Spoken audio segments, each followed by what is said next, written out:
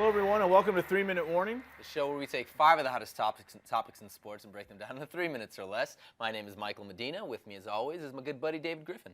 We also have Stephen Fox up in the booth, our producer making it happen. Say hello, Stephen. What's up, guys? We're also joined today by AJ Lawrence, USC Insider. She's over there at the Stream.tv Sports Desk. Say hello, AJ. Hi, guys. We can get right into it today, talking about some NBA playoffs. Yes. Game 2's on. You know, it's heating up right now. Game 2's. Houston, Dallas last night. Maybe it seems like the Western Conference games are taking the spotlight. Maybe the premier game of last night. Houston, of course, the favorites. Yeah. But Mavericks, you know, they're a fine team. They're a championship team. They have a ring. Got experience. They're going to fight, and they tried last night. They tried. They did, with the exception of one individual. Rajon Rondo didn't seem to try that much. I forgot he was even on the team. I was watching, like, oh, yeah, Rondo's on the team. I mean, That's this is a right. guy Yeah. played, what did he play? Let's say like 11 minutes, maybe had 4 points, got himself a technical, sat out the rest of the game. I mean, he looked like he just did not want to be there. He was struggling. Yeah, he did not look good whatsoever. The team itself just fought, but he was just, and he's a good player. You need this guy playing well on your team, and it's like, I don't know, it's weird. Like, he just didn't care. Right. He's not that type of player. No. At least, so that was just strange for me. But again, going into the postseason, this was one of my stories. How the Rockets going to look with Dwight Howard coming back? Are they going to gel? Is this going to hurt the team?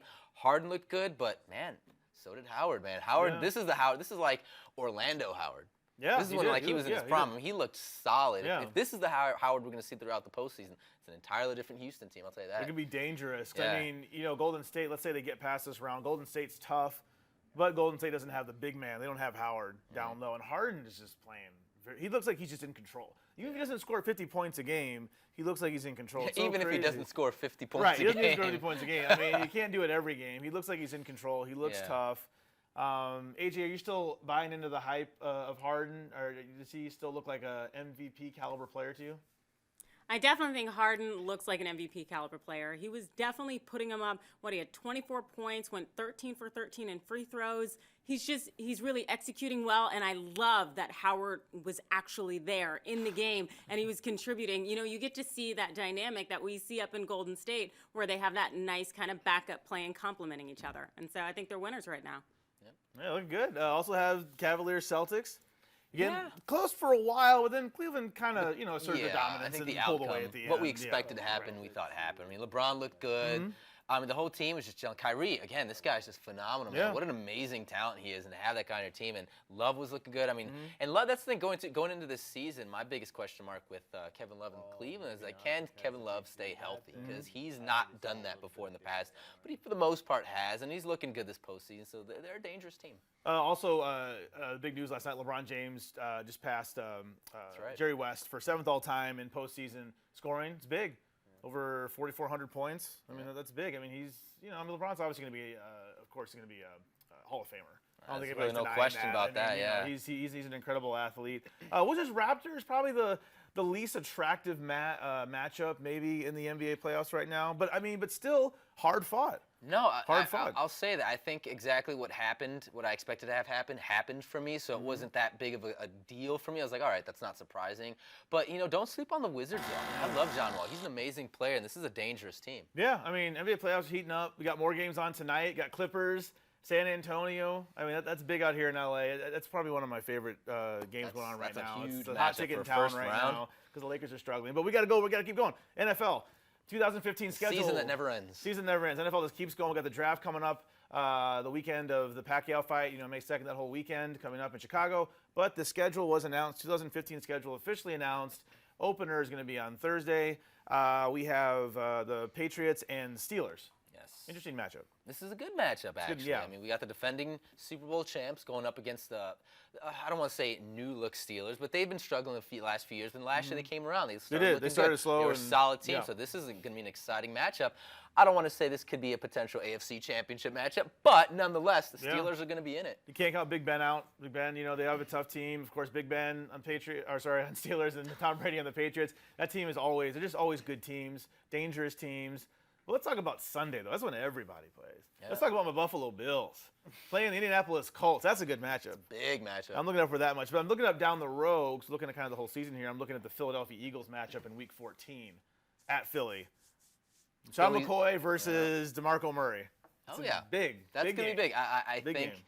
Philadelphia's a weird team, man. I don't know what they're doing over there right They now. got Tim Tebow. They're so we'll see. stacked. Once That we team get is to that stacked. week, we'll see what that team looks like. So what you know? about Michael? Let's talk about the Green Bay Packers and Yeah. their impact. Let's talk about the Green Bay Packers. The Packers? Yeah, let's do that, please, because I am the Packers expert. No, the Packers are the Packers, man. They're gonna come back. They're gonna come back strong. I know we have Seahawks Packers, and that's become a bit of a rivalry of late. Let's go back to when we had the replacement refs. You know what I mean? And that whole debacle, and then, of course, the NFC Championship game. That was a phenomenal game. It was so exciting. So, yeah, these two teams are really fun to watch together. I think both teams are going to play really well. But this year. opening week, we got Packers and Bears. Big Yes, rivalry. we do. We got You know Packers what? Bears. And I like Big. that. We've got them on Thanksgiving as well. So Bears Packers, oldest rivalry in the NFL. I think personally one of the better rivalries in all of sports. It's a great way to start it. I mean, I almost would rather just go out on top. If you're going to start the season, go up against one of the tougher teams in the league and see how you can handle. AJ, do you have any complaints or just things you're excited to see, either way, for this upcoming season? I am extremely, extremely, extremely jazzed about the Patriots and Steelers setup just because I love me some Patriots. But really, I think it's the Seahawks-Packers. I want to see what they're going to come up against just because we saw that fallout with the NFC West and the whole, conference division. It was just bad. It was just terrible. But then on top of that, now that they got Jimmy Graham, I'm just really wondering what the Packers defense is going to do up against that. It's going to be a fun season. There's a lot of good matchups. I got a complaint, though. Uh-oh. I got a huge complaint. I want to know why the Bears are playing Green Bay, Arizona, and then we have Seattle. First 3 weeks of the season, West Coast, these teams are combined 35-13. Why are we starting the season off? Well, Michael, if you like, want the Bears damn. if you think they're the best team in the NFL, then I don't know they about have all to that prove right it. now. They need got to prove that they're the best team in the NFL. Well, we need a quarterback first, so let's start with that first. Draft is coming up, ladies and gentlemen. That is the NFL schedule. Let us know what you think. Send your thoughts, of course, to us here. Hashtag 3MW at thestream.tv. As always on 3 Minute Warning. We'd love to hear from you. We're going to move in now to some suspensions, more baseball controversy. Not really about steroids this time. We got some aggressiveness going on. AJ, tell us what's going on in Major League Baseball right now. Well, Major League Baseball has come down on the Kansas City Royals pitching staff. What happened?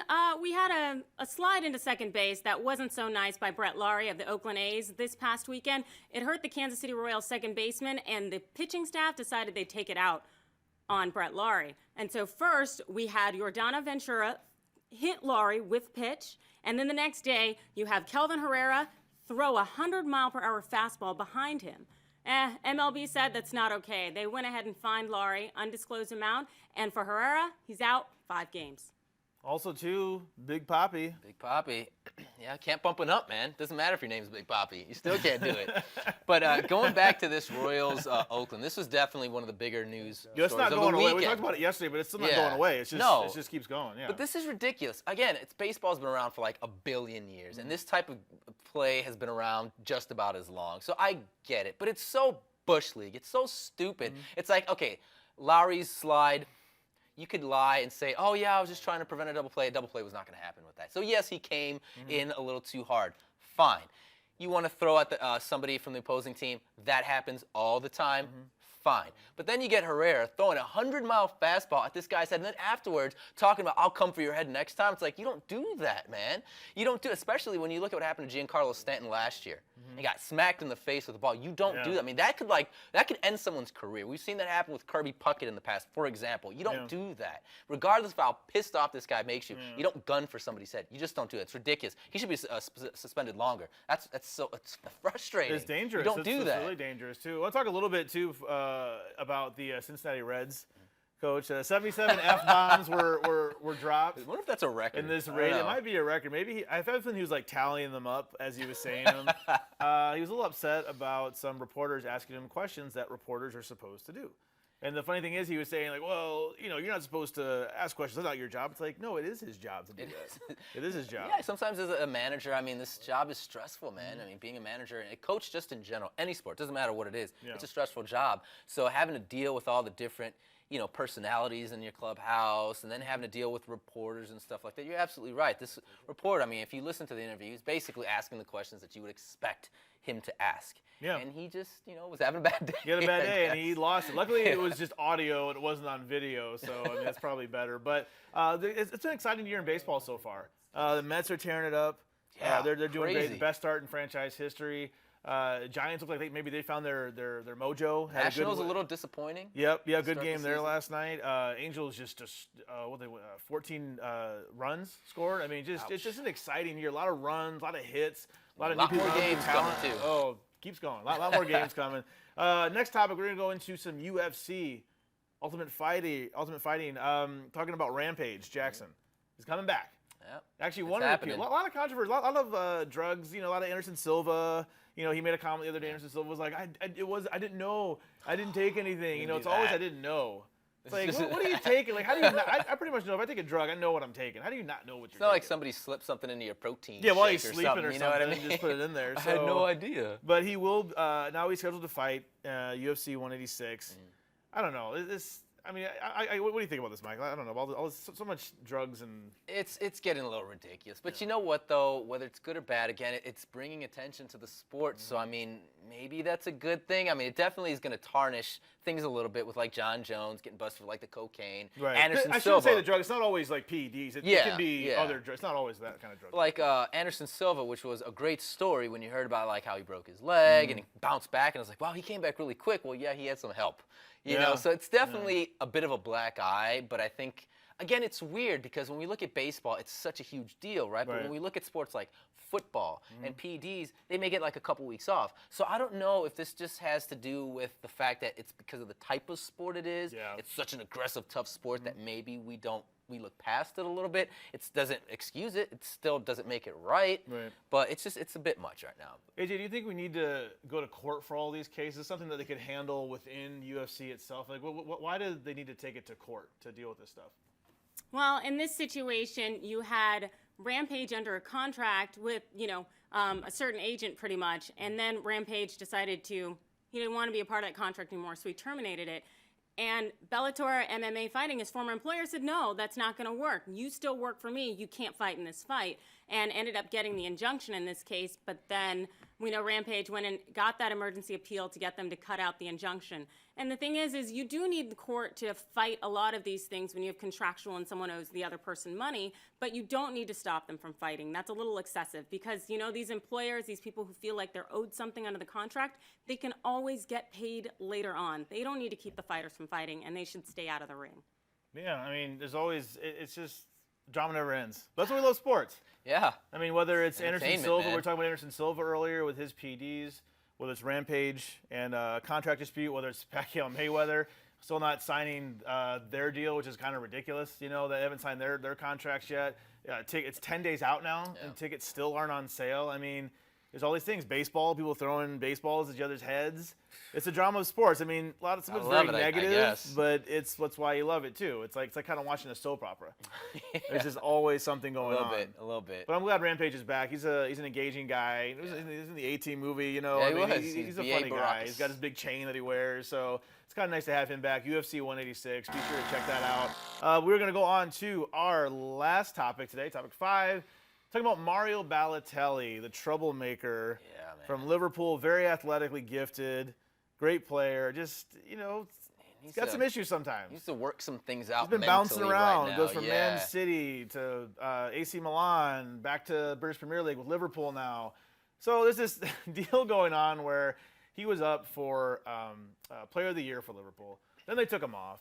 Now he's back on again. What cracks me up is I'm like, he hasn't really done anything.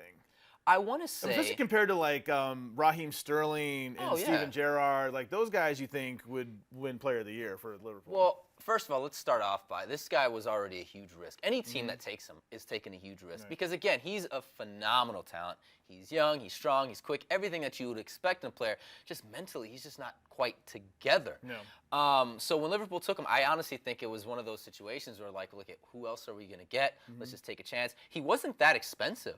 No. It wasn't like they broke the bank to sign this guy. So it was like, all right, if anything, if he works out, then great for us. But I want to say he's got like 4 goals on the season so far. He hasn't really made much of an impact. He's a name. But this is why I always thought this is a guy that might be better suited for the MLS. I mean, not saying, the MLS should just deal with, like, Premier League rejects or anything like that. But, I mean, he's a character. He's almost like a Dennis Rodman. He's, like, larger than life. And I think that's what the MLS could benefit from. And maybe it would, I don't know, do something for his career, too. Because he is gifted. He's a great player. It's all in his head right now. Yeah, and in Europe, he's just getting, the media's always on him. Because he plays for a big national team. He plays for Italy. That's a huge team with guys like Pirlo. And, it's a very talented team. So when he's not performing well, everybody gangs up on him. Everybody expects him to, because he's still young. I mean, he's really young, so people expect him to be the next big thing, but he's just never developed. It seems like he's just always inside of his own head, which is, I think, the worst possible thing when you're an athlete. You can't get over that. But there are, I don't know, who else would you suggest for player of the year? Yeah, again, like I would say for Liverpool, if we're talking about Liverpool, I would say Raheem Sterling. Sterling's great. He's young. He's very young. So talented. I would definitely go with Sterling. If we're talking about like Premier League overall, yeah. I mean, that's tough. I mean, I think probably a couple of the biggest signings from this the transfer window from during the summer transfer window would have to be Costa and Sanchez for Arsenal. I mean, those two guys they pretty much made an immediate impact on both of their clubs and big continue to. So, I mean, those guys right there, if you do like a co-player of the year, I would definitely give it to them. I would say Sergio Aguero, too, for Man City. He's having an awesome season. Also, David De Gea, one of the best goalkeepers in the world for Man U, is doing. Even though Man U's struggling, it's not necessarily De Gea's fault. Not to be biased, but my Chelsea Blues, Eden Hazard is, he's just having an awesome season. He's my pick for player of the year right now. But it's tough. Again, we don't have the clear two like in La Liga. We don't have Ronaldo and Messi. No, we don't. In La Liga. No. It's tough. But I think we do have Alexis Sanchez. Yeah, he's an Arsenal fan. But I like the balance in the Premier League. I think it's just more balanced. It's exciting, though. It's exciting times. Mario Balotelli, come to Orlando like the rumor is suggesting and play for MLS. We want to see you over here. I will watch you when you come to play LA Galaxy. We will watch you out here. That's our show for today, folks. I hope you enjoyed it. We're here. 3-minute warning. As always, again, #3MW here at thestream.tv. Send in your thoughts, questions, concerns, whatever. We'd love to hear from you. As always, I'm David Griffin. You can find me on Twitter at GriffinDE. And you can also find me on Twitter at Mr. Michael Alexis, and David and myself right here on thestream.tv on the Arrow After Show. AJ, where can people find you? Twitter and Instagram at the AJ Lawrence. All right, we'll be back tomorrow with some more 3-minute warning.